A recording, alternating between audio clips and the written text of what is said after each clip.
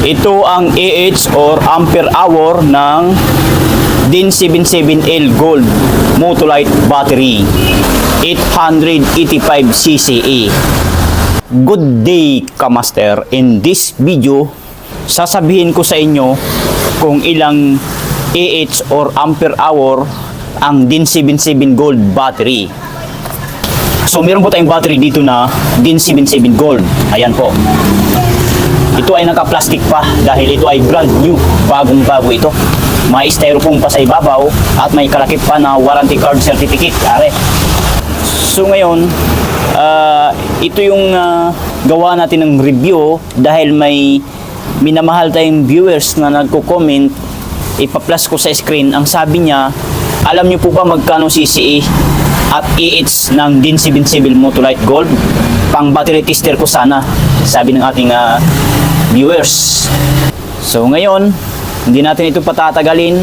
Ito ay quick tips o quick review lang naman ito. Hindi naman to mahaba. Madali lang ito. So stay tuned lang kayo. So ito ay galing ito sa estante. Kinuha ko, nilagay ko dito. Special po ito na i-vlog natin para sa ating minamahal na customer kay Sir.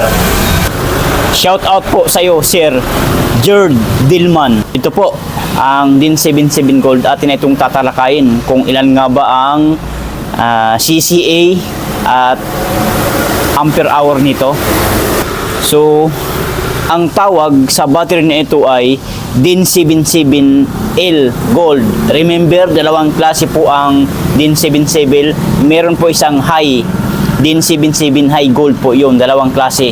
Ito medyo mababa ng konti, yung high naman, DIN 77 Gold High, mas mataas ng konti. Pero konting-konti lang naman ang diferensya, halos hindi magkalayo. So bubuksan natin ito, alisin muna natin ito sa plastic. Papakita ko sa inyo yung kanyang CCA, kung ilang CCA sa DIN 77L Gold at saka yung ampere hour. So ayan, bukas na. Saan natin buksan? Iyon. Oh, plastic pen ha, bagong-bago to. Balik na lang natin mamaya kasi bago to eh. So ayan, kasama pa siyang hose. And then, ayan kung mapapansin nyo, 80LB4. Yan na po ang new size ng DIN 77L Gold na battery ngayon. Hindi na literally na nilagay nila dito na DIN 77L Gold. Hindi na po. Binago na ni Motolite ang sticker.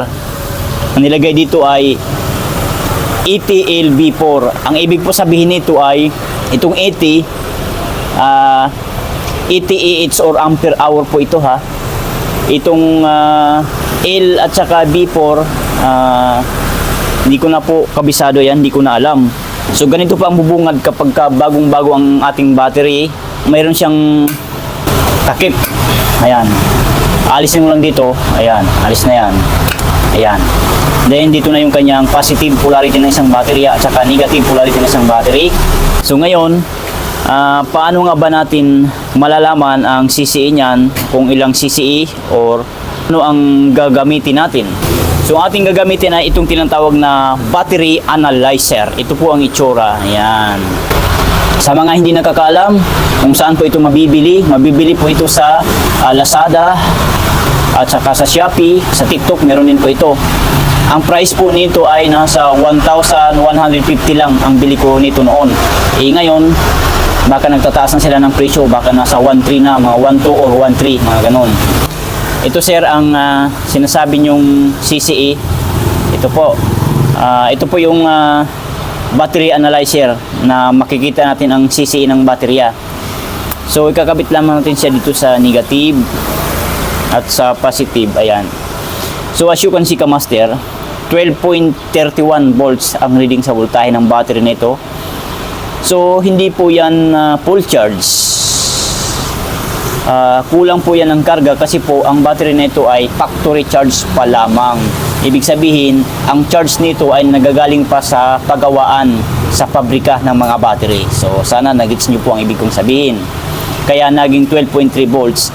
Kasi bago ito ibigay sa aming mga minamahal ng customer, charge muna namin sa battery charger, i-warm up muna, painitin baga, para itong voltahe niya ay tataas ito. Kasi hindi pa po full charge pagka ganyan. Pagkatataas na yan, 12.6 to 12.8 volts bago natin masabi na full charge ang isang battery. So ayan. So kita nyo na po. So ngayon sisilipin natin yung kanyang CCA, cold cranking amperes. So battery test, regular flooded, CCA. Then testing, pindutin nyo ulit. Then which is nakalagay dito ay ET, AH or ampere hour. So isi-set up natin siya sa ET. So ayan, din testing na natin. So testing na. As you can see Kamaster, kung makikita at mapapansin natin, ang nakalagay dito ay good recharge. Ibig sabihin, good ang baterya, yun nga lang, kulang siya ng karga, charge. So yun. Then, yung kanyang CCA, itigan nyo pang husto. Yan. 885 CCA. Tataas pa po ito kapag i-charge pa natin ito. Nagiging 900 CCA na ito to 1000 CCA. Ang healthy niya ay 100%, charge ay 50% na lang. Internal resistance ay 3.38. So rated ETA, AH po yan, ampere hour. So ang battery light indicator ay nagkulay orange o dilaw, ang tawag dyan. So ayan, good recharge siya. So yun, ang AH sa battery na ito ay ito na nga po, ET, ampere hour. So yun, may light indicator siya dito. Ayan. So yun lang. And maraming salamat sa iyong panonood. And huwag kalimutan mag-subscribe sa ating YouTube channel, BMI Motolite. Bye!